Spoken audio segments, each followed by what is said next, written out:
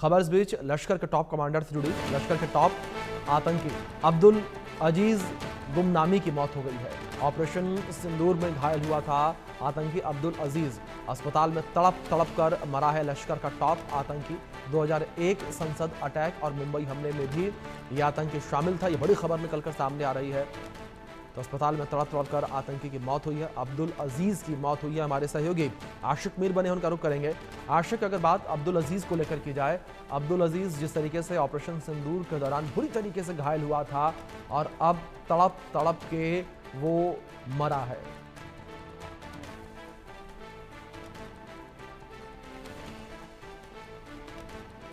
पर अटैक किया था तो उसमें कई सारे आतंकी जो है वो मारे गए थे, जिसकी सूचना जो है लगातार रक्षा मंत्री ने भी दी और उसके बाद प्राइम मिनिस्टर ने भी इन बातों का खुलासा किया। लेकिन अब जिस तरह से कई सारे ऐसे आतंकी भी थे जो जख्मी पड़े थे, उन्हें अस्पतालों में इलाज के लिए ले जाया गया, जिसमें अब्दुल अजीज नामी एक लश्कर का आतंकी है।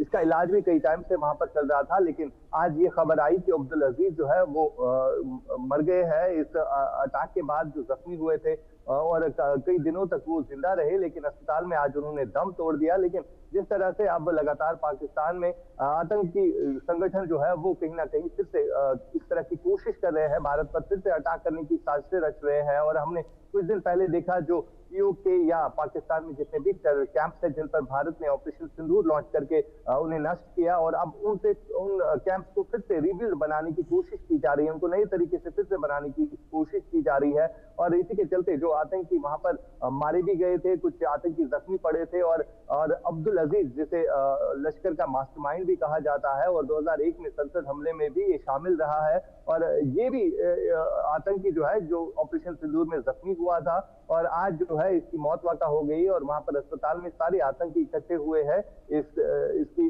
जो लास्ट राइट्स है उसको निभाने के लिए।